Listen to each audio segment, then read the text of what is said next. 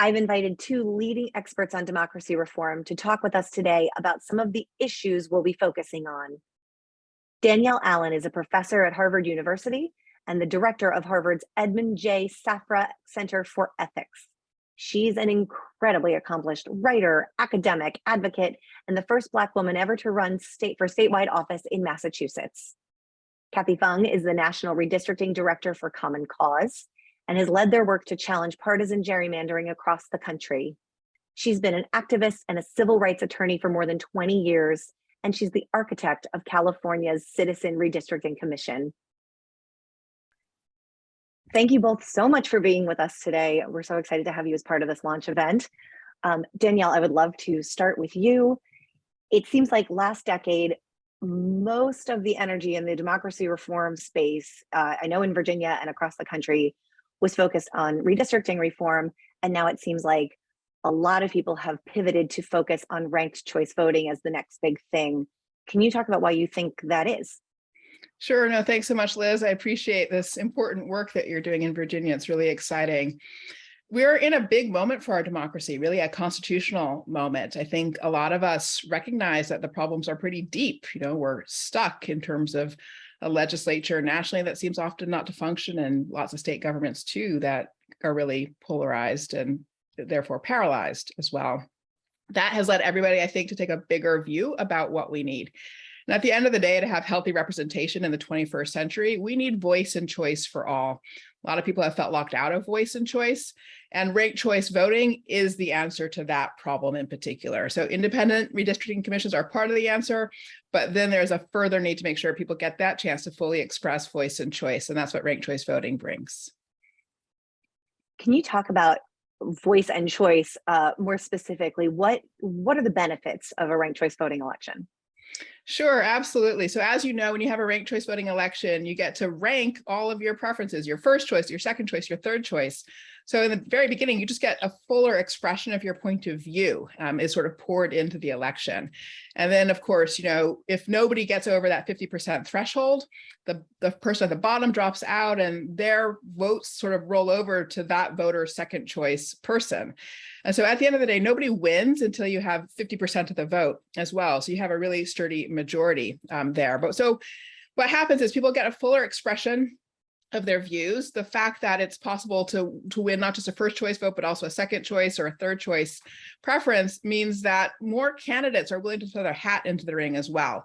There's sort of more opportunity to run. You get more non-traditional candidates in the mix. And in municipal elections in particular, especially as we've seen in the Bay Area and in Minneapolis, we actually see more diverse representation in the end as well. So the people who are elected with ranked choice voting do a better job of representing the breadth of our population.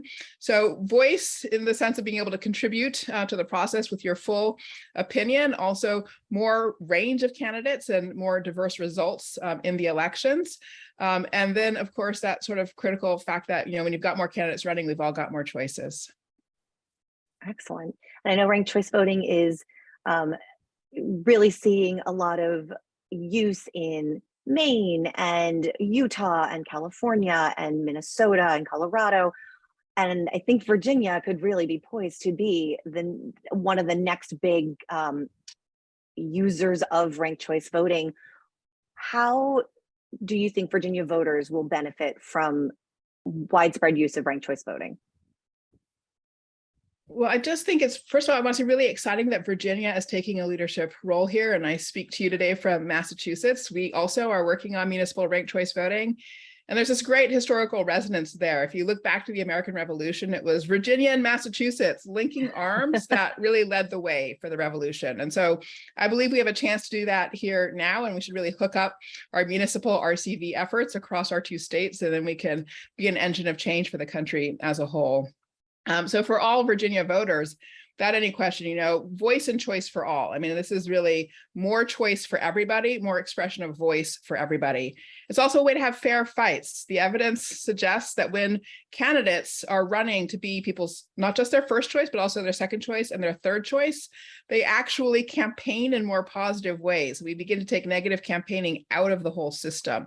So fair fights is another thing that we get from ranked choice voting. I think, honestly, we all want that across the board. I think we're all tired of the negativity and the divisiveness. So voice and choice for all, fair fights. That's what's good for all Virginians. Excellent. Thank you so much. Kathy, Yeah. you probably know more about redistricting reform and where each state is in their journey toward fair maps than just about anybody. Sure. Can you talk about how what the national landscape is after this redistricting session and how Virginia fits into that? Sure. Well, first of all, Virginia has one of the harder methods of amending your constitution in order to achieve some of these reforms. Some states have an initiative process where people can gather signatures and place something on the ballot directly for voters to pass a law or amend the Constitution. Other states have something where they might need to go through the legislature for a check-in. But what Virginia has is that you all have to go through a vote 2 times in 2 separate sessions with your legislature adopting something before it can be put onto the ballot for voters to ratify. And so the big challenge is that any redistricting reform or any reform that changes the way elections are run and shifts power will have to go through people who got to power through that process, right? And it's very hard, I think, for people who are in incumbents, even when they are very well-meaning, to say, ooh, I'm going to change the very thing, the very rules that helped me to win. And so in Virginia, when the initiative was, or when your reforms were ultimately adopted, 2 votes through the legislature, 1 vote on the ballot, that reform really represented a whole lot of long discussions, a whole lot of compromise, particularly because midway through, the legislative power switched from one party to another. So you really had to make sure that everybody was happy with it. One of the things that Virginia did as part of that compromise to get ultimately to the reforms that they had was to create a commission that had 8 people who were appointed directly by the legislature, who were legislators themselves, right? And 8 people who were citizens, but who were still appointed by the legislature. And so that gave quite a bit of, it injected a kind of partisanship that had already been infused through legislative politics. Your challenge then is that it meant that every step of the way, while Virginia voters may have hoped for this fresh conversation, right, as Danielle calls it, new voices, new choices, right, what you ended up with was a lot of people falling into their usual partisan slots, their ruts. And so the commission itself had a lot of hearings. You had record number of people participating for the first time, record number of people throwing their names into the hat to try to be a commissioner, one of the citizen commissioners. But at the same time, once it came down to it, the commissioners themselves, they were part of a party mechanism that had always existed. And so they were not able to come to a conclusion where they had enough votes to pass the map. So it all got kicked over to the courts. How does that compare to other states? Many other states have a much more independent process where the legislature has a limited role in picking. Maybe they have a role in striking the way courts, lawyers might strike each other's jury members who they think would be biased against them, right? But in Virginia, because you had direct picks from your state legislature, you had a lot of politics enter into that commission process, and that was really hard to get through. The thing that is very similar about Virginia is that ultimately, when it's all said and done, the maps are reviewed by your courts. And the Virginia courts, like many courts around the country, Ohio was involved in really partisan back and forth, right? But the courts looked at the maps and they were able to look at it with a fair and impartial lens and say, there's a problem with these maps, right?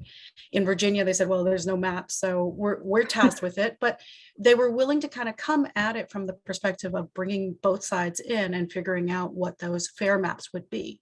So ultimately, the maps that were adopted by the Virginia courts were good maps. I think by and large, people said, you know, It's not perfect for everybody. Lots of incumbents found themselves double bunked with somebody else. But at the same time, for Virginians, this was a fresh start. So in that sense, then Virginia came out on top, right? You have a new opportunity to have choices on the ballot that you may never have seen. You may have some longtime incumbents who are working much harder to earn Virginian votes. And last but not least, you have an opportunity to have Virginians really shape the conversation and to put new issues and ideas on the table. And when you have new people who are running, particularly, they're thinking about what new part of the electorate can I talk to, because I can't just rely on the same group that elected the last set of incumbents. And so that will hopefully lead to an expansion of the electorate as well. Excellent. And you touched on the transparency, the public participation parts of the process, which I think were some of the most important aspects of the new legislation, the new constitutional amendment that got implemented. Can you talk about why that matters so much, to have what it was before compared to what it is now with the public involved? Yes. I like to think of this as a little bit like all of those cooking shows that we now have on television. It used to be that if you went to a really fancy restaurant, everything was done in the kitchen and out of sight. And, here comes this plate of food, and like it or not, this is the plate of food that you get. And now we have whole channels that are dedicated to looking at how cooking happens, right? Talking to chefs or up and coming chefs or people who are just creatively coming up with their own solutions, right? And what has happened is that it has demystified the process of cooking. It's sort of allowed a lot of us to say, oh, I'm going to buy that new vegetable. I'm going to try this new cooking method, right? I'm going to try somebody else's cuisine because I never thought about eating, from Morocco, but now I just watch this chef go to this place, watch the chef cook it up. And that sounds really interesting. And I think the way that redistricting has always been, maybe it's a little bit more devious than that, right? Is that it was in the back kitchen, right? It was always intentionally obscured from the public. It was always hidden, right? So that partisan operatives could make the deals that they needed to and draw the lines that would favor their party in power. And the dish that you got served up, like it or not, was what it was. And you didn't know how it was made, and you didn't know, any other choices. And the public's participation in the Virginia process is like this whole new world where you are introduced to new cuisines, new flavors, new spices, new options for me to try myself, right? And it has demystified the process. It has said that the democracy ultimately belongs to us. I can talk about my community because who's more expert than me to talk about where I live? I can share that information. And not only that, in some instances, if I put my homework in, I might even be able to draw a better district or a better set of districts than the people who are longtime operatives, because I'm actually listening to what other people are putting out there. And that is part of the process of also, I think, healing what we now see in terms of a national divisiveness, right? The polarization that Danielle talked about. If we create spaces where regular people can come together across partisan lines and figure out how to allocate power, and that's fundamentally what redistricting is, right? In a way that lets everybody sit at the table, I think that you begin to say, this democracy isn't a winner takes all fight where if you lose, I'm going to burn your village down. What this democracy is we all have to sit at the Thanksgiving table together, right? And share that meal together.